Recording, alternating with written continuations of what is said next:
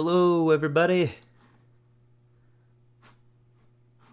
Hope everyone's doing well this fine day. We're just waiting for the old Facebook again to kick up.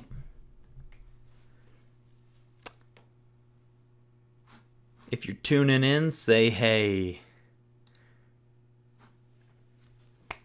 Sweet. Yep, we got Facebook now. We got some Twitch. We got the YouTubes. Fantastic. Great. Say hello if you're just hanging, if you're just tuning in. Yeah, so as you can see from the title, today we're talking about camera mapping. It's something I haven't really touched on yet, and it is something that is awesome. How's it going, Wiz? I'm guessing you are on Twitter. Yes, looks like Twitter's here too. Fantastic. Welcome. Cool. Like I said, if you're just tuning in, say hello, and we'll get started in just a bit.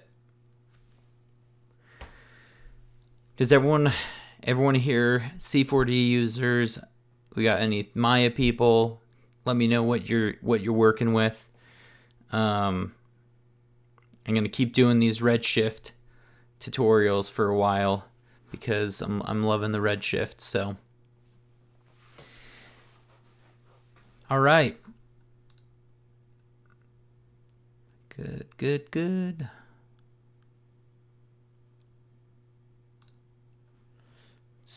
Make sure. Oh, hello from.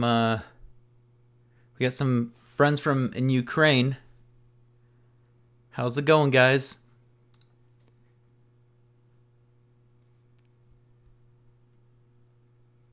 Fantastic. I'm just gonna be every once in a while switching through some of the chats because apparently some of these chats are not connecting as well as I'd hope, but that's all right. Hey, Joey on YouTube, what's up? How's it going? Great. Hope you guys are having a great day. Cool. All right. Looks like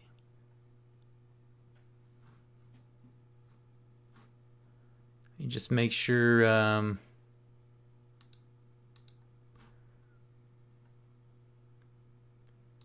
Good. Sorry, guys. I had a couple of technical issues really quick.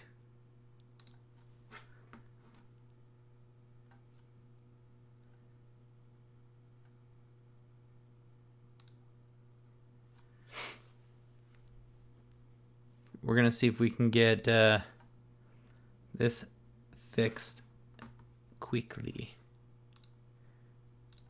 All right, we're just going to go from there. Okay, guys, yeah. So today we're going to be talking about camera mapping, and the reason why is I cover a lot of this in my crash course that I've been working on, but we use Octane in the course.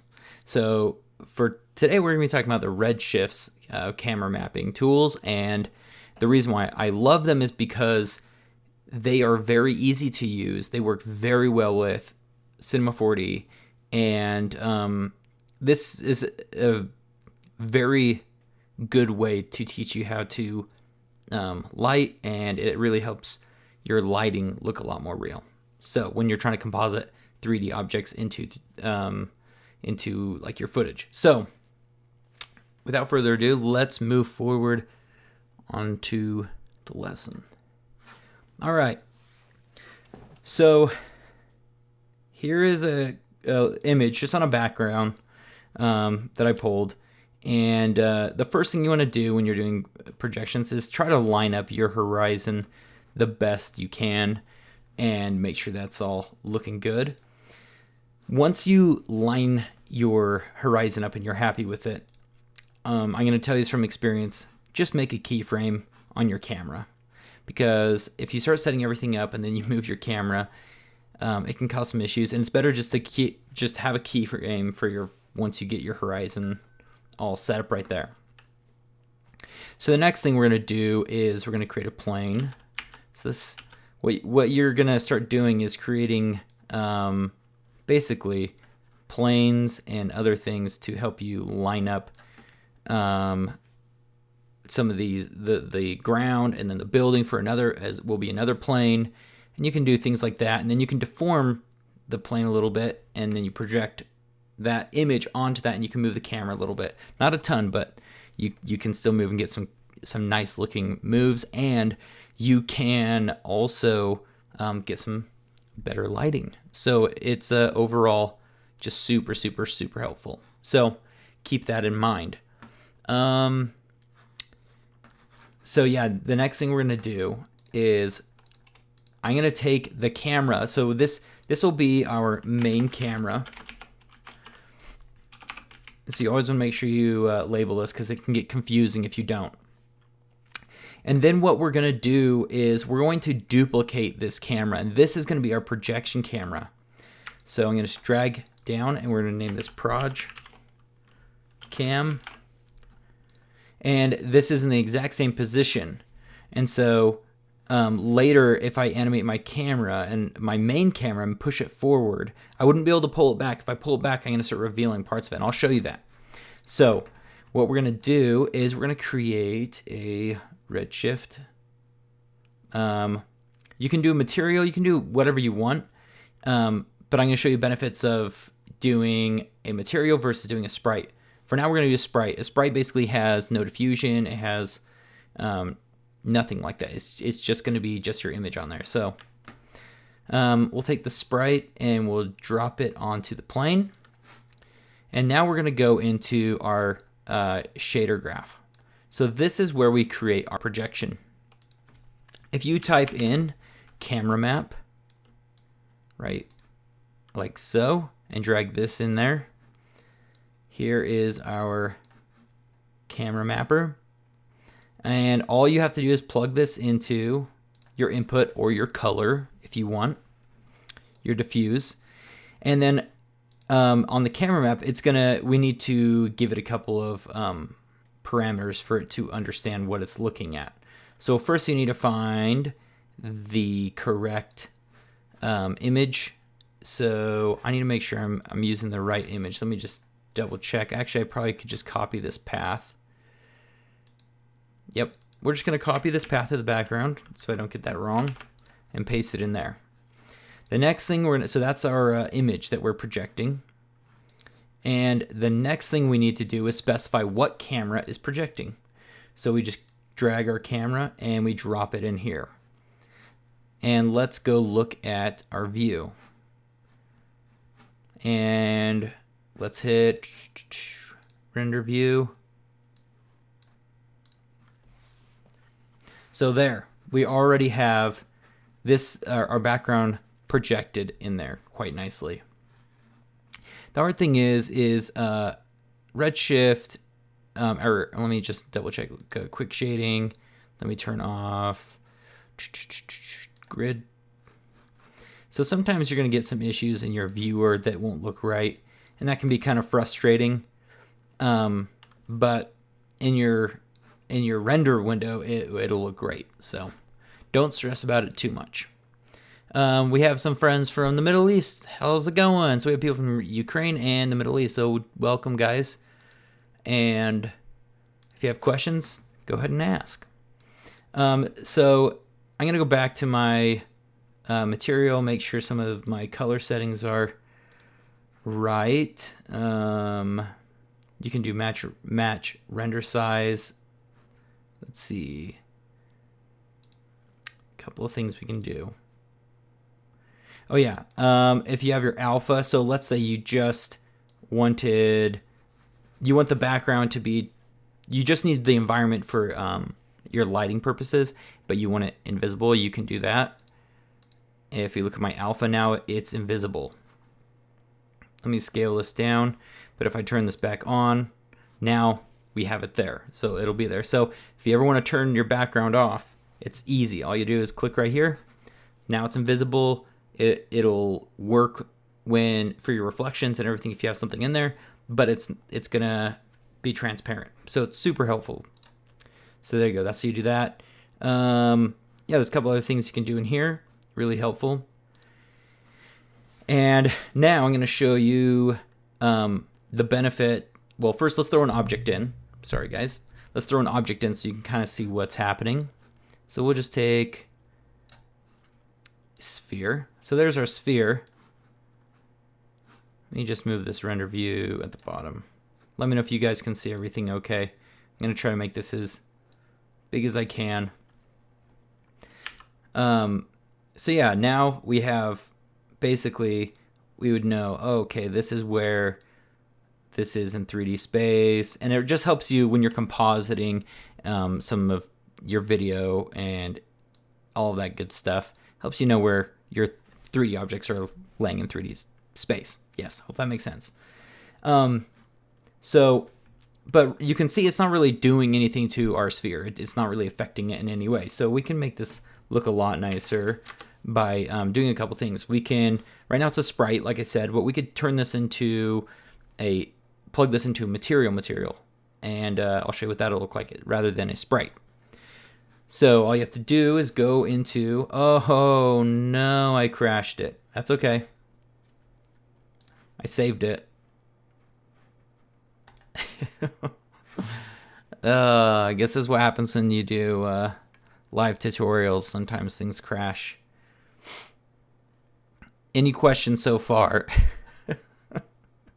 Of course it crashes. Just give me 1 second. We have some questions, it looks like, on YouTube. At the end of this, if I do have time, yeah, we can try to do some X particle rain stuff. If I have time, we'll see if we can get to it. Let me make sure this is looking good since we just lost that. Oh boy. Sorry, guys.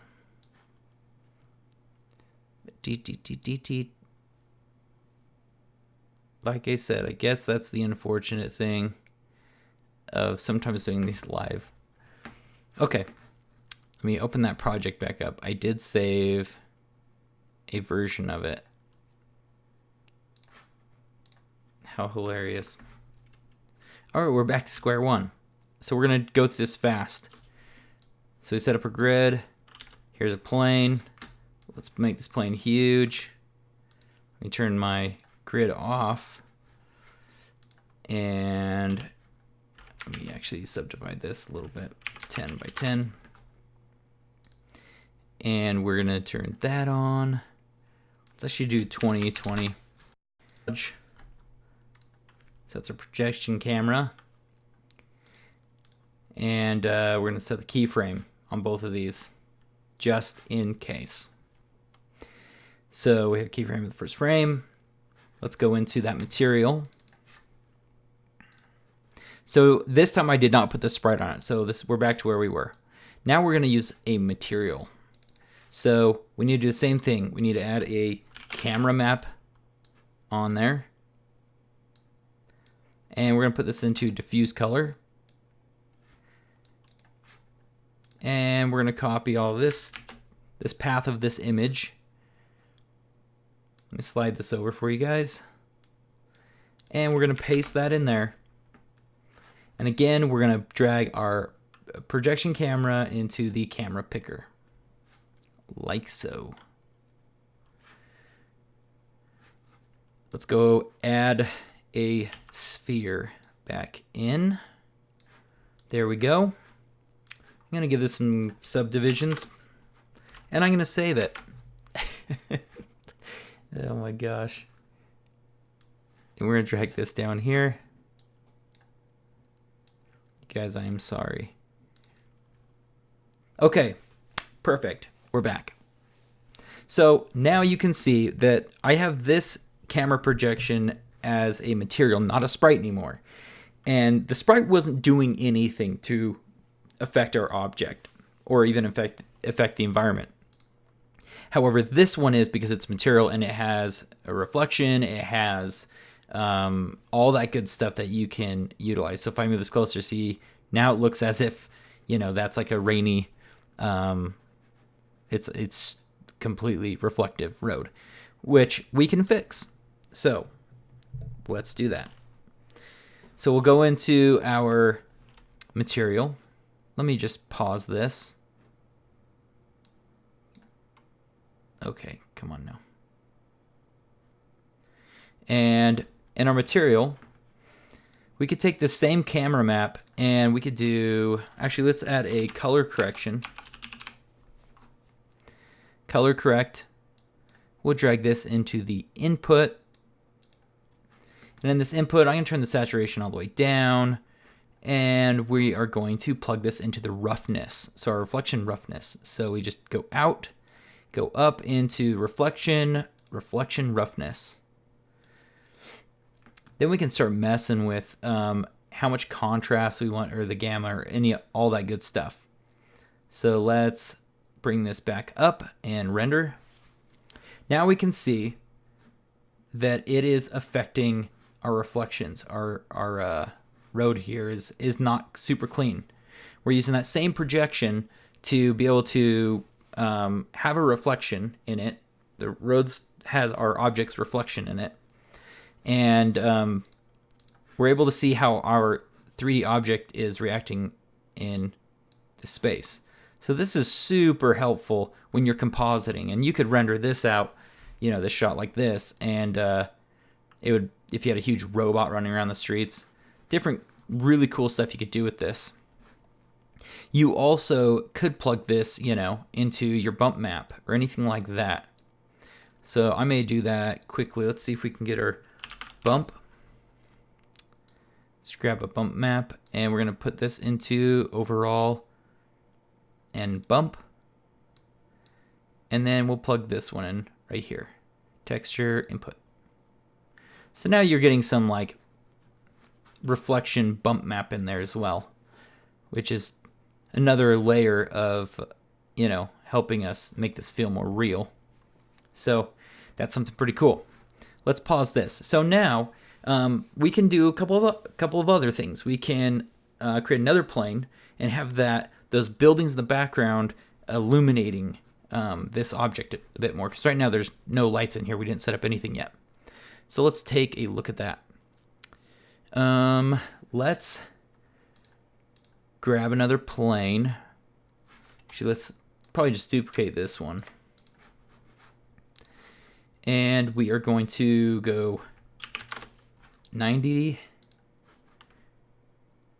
Sorry guys, I've always these, I can't make this very much bigger for you guys. So this is looking down. It's supposed to go to the very end of this one right here. That's the top view. And if we look in here, it looks all crazy. Doesn't look like it's working. But let's render this and see. And I'm going to change the material, and I'll show you what we're going to do with it. Let me save. All right, now it's getting a little crazy.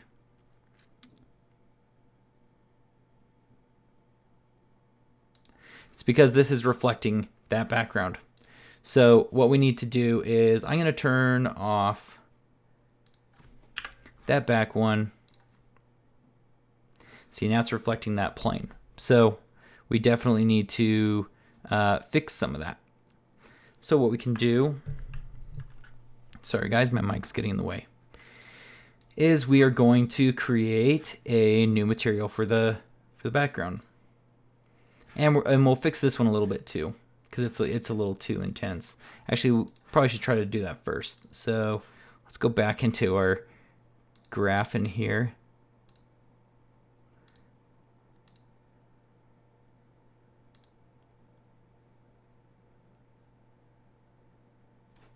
Let me hide this guy right there. It's pretty reflective right now. That's okay. Let's pause. Okay, we'll leave that for now. Okay, so let's create a new material. Oops. I think I want to do... Yeah, we want to do like an emission, so I guess, yeah, we could do that. You could do the incandescent, or you could do just a normal material with an emitter on it. So let's rebuild this. And if we're gonna do it that way, sorry guys, I'm trying to think about the fastest way about doing this. Let's just duplicate this material. Let's go in here, and this time we are going to delete these, and we're gonna just plug this into the emission color. And we'll put this on that plane, and actually we need it in the diffuse as well, huh? Let's see how that's looking. So now that's going to be emitting the light, but we can still see that this texture, this bottom one, is looking, it's looking a little jank. So let's fix that. And part of it, in my opinion, is that bump is a little too much. It's kind of giving some weirdness. So the tree over there is doing some weird stuff as well. And you could go in Photoshop, paint out the tree, have that tree on a separate card as well, which is super helpful. Let's see. Let's mess with our gamma a little bit. So there it is, being a little brighter. But we're getting a lot of this back light. A couple of other things we could do. Make sure our back one.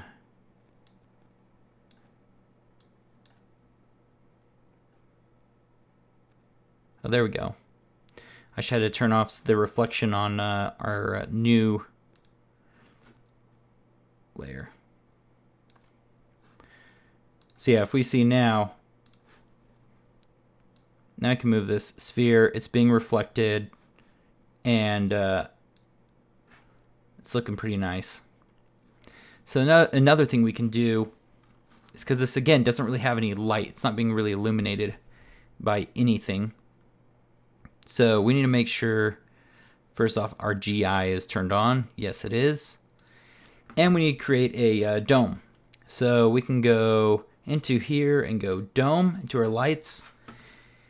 And then what we can do is plug in a nice reflective HDR. So I was lucky enough to have an HDR for this background.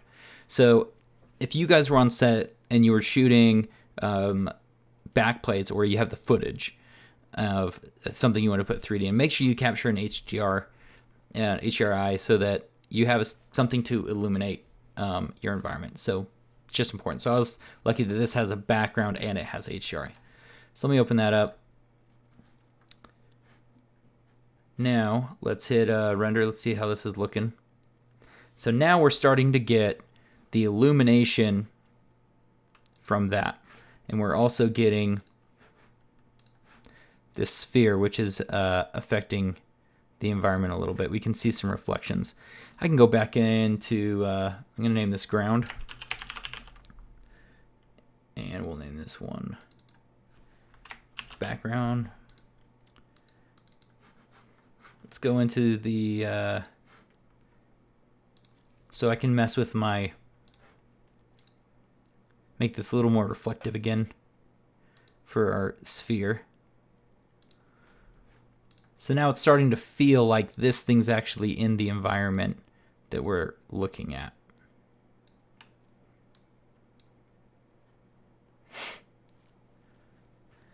And our looks like our background is not very bright, so we can turn that up on that material as well. So let's make sure that we are on the right material. And in our emissions, maybe there's a better way to get to this guy, my emissions. Let's go. So yeah, make sure everything else is turned off. Otherwise, you'll be in some trouble. Where's my overall? Oh, there we go. Emission weight. See, now we're turning the lights on back there.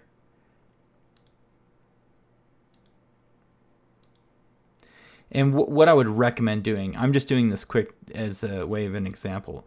What you should do is pretty much anywhere there's a light, you'd want that to be illuminated. So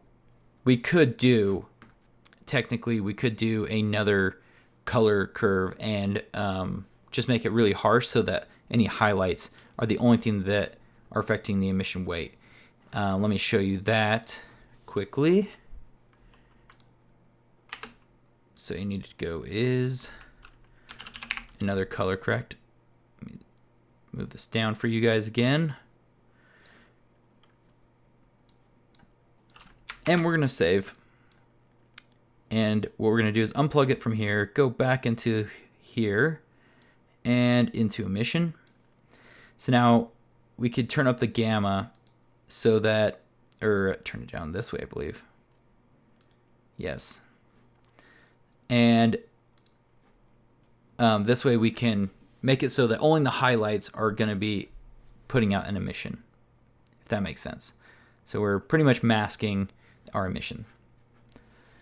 So let's go and make sure that that is doing what we want. Let's go into the overall. I'm just going to crank up. Yeah, so that's a lot better. So now we can see, we can really isolate the highlights and just say, hey, just where the lights are, we want that to emit. So that's looking pretty good, which is nice. It's helping us light the sphere a little bit, and it's looking a lot better. On the dome light, it's gonna see. There's a couple things we can do now to make this look even more real, or just to have fun and make this look cool.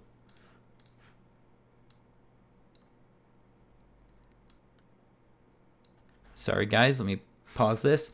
Something we've done before is we've done a displacement. I was trying to think if we could do displacement with camera projection, but I'm not sure if we can, so we're not going to do that. What we are going to do is we're going to start doing some lights in here. So I could start setting up some lights that are basically mimicking what we're seeing here in the background. And I'll show you how to do that. So we'll go into here, and we could go to, let's do an area light. Also, hello everyone. I haven't said hi to everyone yet. I'm looking over at YouTube now. So we got a couple people saying, hey, what's up? How's it going? Glad you're here. Fantastic. Great. Okay, sorry guys. So yeah, we can start lighting this scene and doing some cool stuff. So let's do that. So what I'm going to do quickly is show you guys something cool that I did. And I did this, I don't know if any of you seen on my Vimeo, I did a Jaguar car that's on a street. It was done this exact same way. So this is super helpful when you're wanting to create photorealistic environments and then light your objects this way. Super helpful. So like we've done before with some volumetrics, I like to always add a little bit of volumes. So I'm going to put this in here. We're going to hit render.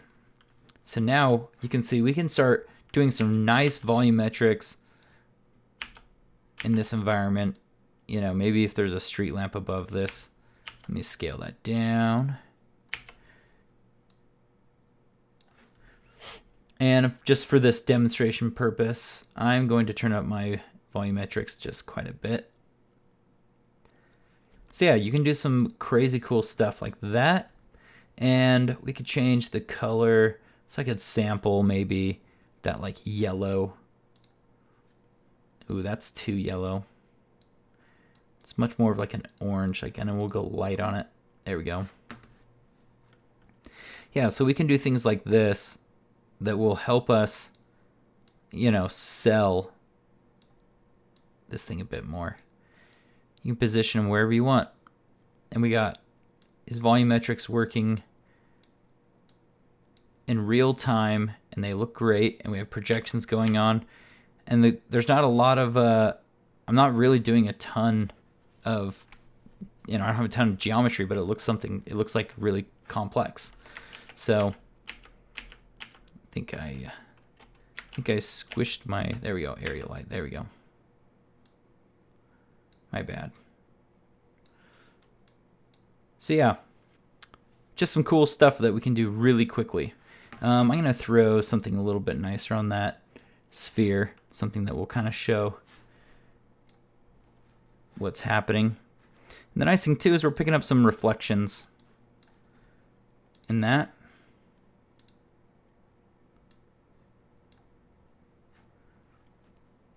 It's looking pretty nice. Let me scale this up for you guys so you can see a lot better. So there you go. Like this was, we didn't spend tons of time, but we're able to get some nice looking results really quickly.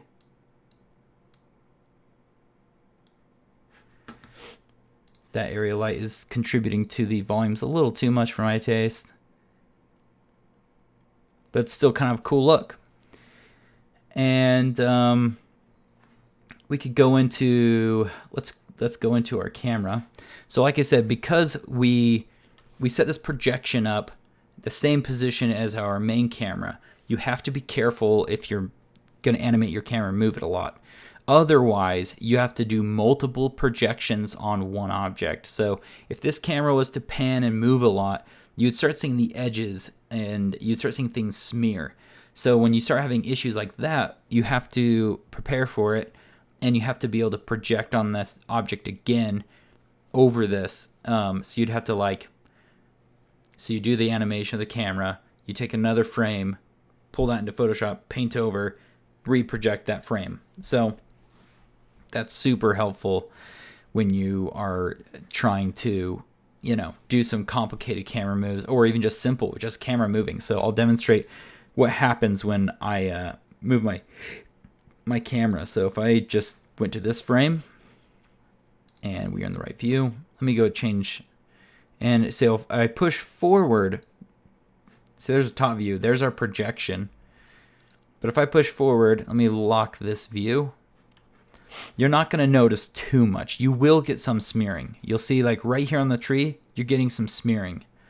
And you'll start getting some weird stuff like that. And so when you do projections, you really do have to prepare yourself for things like that. So just a heads up, you move your camera a lot, you're going to have some issues. There's subtle things you can get away with. Let me open this view up and turn off my there we go. So yeah, the camera can move a little bit, but even that far, it's going to start falling apart. See, I can back up, but look at that. For the most part, people won't notice some of this stuff, but if you have to clean up some smearing, I would go to the last frame and find the places that are really smeared, save this frame out, paint it, and just do a patch projection on parts that are falling apart. This car obviously you can't save that thing. That thing's been ruined. But yeah, there's different ways of fixing this kind of stuff. So another thing I just wanted to mention, if you are wanting more detail out of this thing, you could make this thing black and white, do another color correction, add it to your displacement, and that will give you just a little bit of variance, but you have to be careful, as we saw with the bump. Bump started messing with it a little too much. So you got to use those things subtly. And if you really want to get crazy, you can start doing things like on the ground. Let's see if I can do this. It's kind of hard to see because the Cinema 4D viewer didn't like these textures. And what you could do is you could change this to, let's see if we can add this original material for this viewing, and go camera mapping and grab our projection camera. So yeah, it's working now in there, but let's make sure that's not ruining. Yeah, so that starts ruining our other one. So you want to make sure, I guess, the Redshift one's over it, but you can test it with this this normal material that you have there. You can test it with the Cinema 4D material. Sorry guys, I'm kind of talking in circles right now. So this is just the way I've done it. Super helpful, especially if you're doing some products that need to be composited in real space. If you are doing, I don't know, anything really, this is just a great way of solving some of those issues. I don't know if I'm gonna have time to do some rain stuff, but we could just do a quick particle emitter and hit the sphere and hit the ground, and I can show you what that looks like. So we can do that quickly. Let me just make sure everything's working good. So if I was to do a X particles rain, let's see if we can make one quick for you guys. I would first get an emitter. Like so. And I would turn down the emission to like 20. And let's see, let's go top view.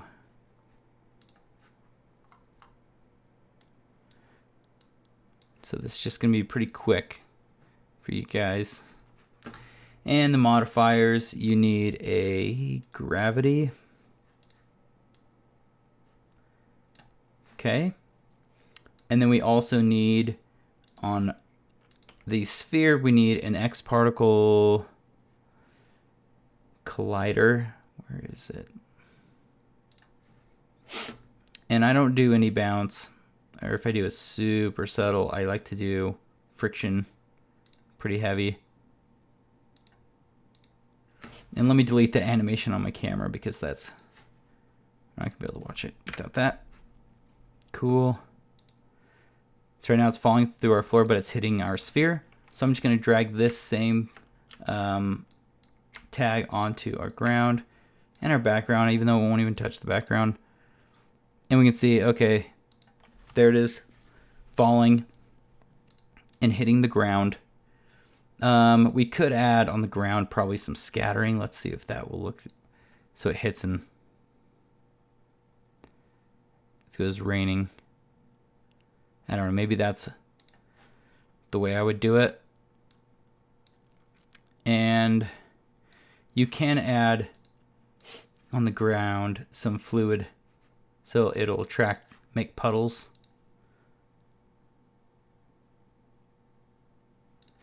Just turn that up. So that way some of these particles are attracted to each other. And then we could just create a, I can put the, let's see, Redshift object, and we're gonna go with particles, spheres. Let's see how big these are. These little green dots, that's what we have so far. So we'd want that to look like rain, so we need to start changing the material. And I believe there is a particle material. Let me drag that on. Let's see what that looks like. Oh, it's gonna render, I think, the same color. So we gotta go into this guy.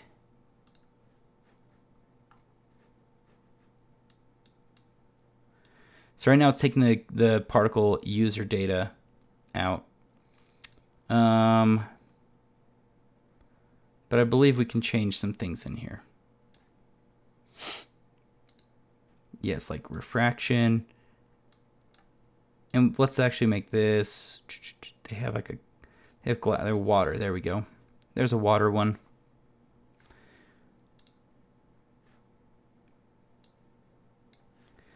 And let's hit render. It's really hard to see them, the little dots, but they're there. Let's just, for this demonstration, because you guys asked for this, crank this up quite a bit so there's just like a random amount of drops. So you can see these little droplets right there falling. And let's actually do this again. There's ways of getting wet maps as well and plugging those in. So I could use a wet map wherever the water hits. It'll create like a weight map.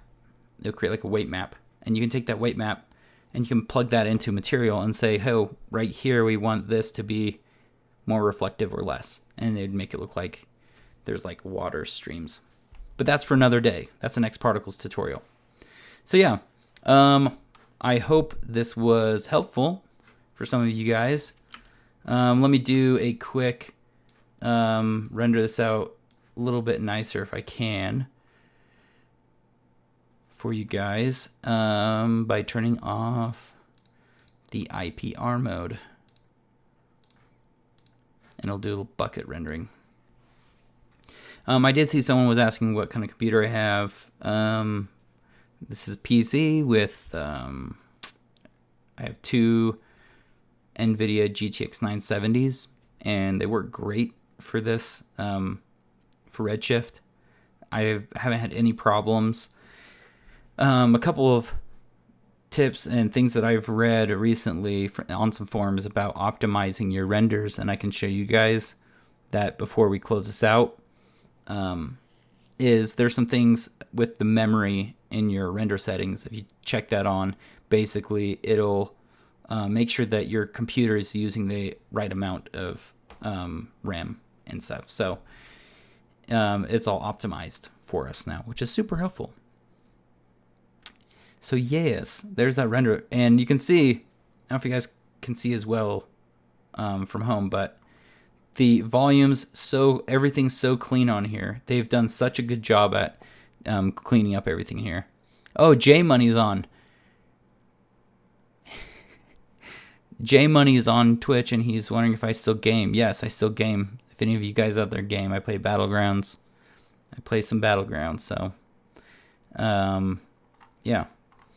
So yeah, guys, this is super clean. I wish you could see. I don't know how the resolution is on the stream, but there is absolutely no noise. It looks great, and that's why I've been loving Redshift, as I just get some nice clean results. But like I was going to show you, optimizing some of your renders is I make sure I turn on the automatic memory management. I just turn that on first thing. Just make sure you do that. It does a lot better job than if I were to try to figure out what percentage GPUs are supposed to be used. So turn that on if you can. So what other things do I do? I've been turning my samples per pixel way lower in here, and I think I can even turn this down. I don't think I even need it to 16. Another thing is you want to make sure, let's see, I know some people do their bucket rendering size 256. That's another thing that will, I believe, speed up your renders. And see, my sample is 256 and 500, my max. And I didn't even do any overrides on this, and it went pretty quick. And there was one more thing. Make sure randomized pattern is on. Oh yeah, I turn my adaptive error threshold. This is to help you get less noise. It's originally at 0.01. I just turn it on to 0.002, and that's cleaned up a lot of my noise. So that's helped a ton with getting clean renders. So with that, just wanted, before we go, to tell you guys, let me pull up a new window. So I know a lot of you are still familiar. I'm just going to keep plugging myself. But VFXCentral.net, we have some fun products like lens flares and explosions and fireworks and all that good stuff, storm effects. And today, if you put in the discount code when you're checking out VFX10, you get 10% off whatever products you choose. I think the smartest thing to do is the bundles, because it has all of our products in one, and you get like 6K explosions, and they're slow-mo, and they're awesome, and I use those quite a bit. And we have t-shirts now, which are really cool. I have 2 of these. They're great. And yeah, so go check out vfxcentral.net. Follow us on Instagram and the Facebooks, the Twitch, and we're gonna be doing these once a week. I'm trying to be as diligent as I can on this, and yeah. So thank you everybody for tuning in. I hope this was helpful. I hope you guys learned something today. Shoot me questions, and I've noticed a lot of you have been wanting some more X particles goodness, and I will be doing some of those, and look forward to those in the VFX crash course, because there's a lot more of that we do and other goodness. So yeah, thank you everyone for tuning in and saying, hey, what's up? So we will talk to you guys later. Bye.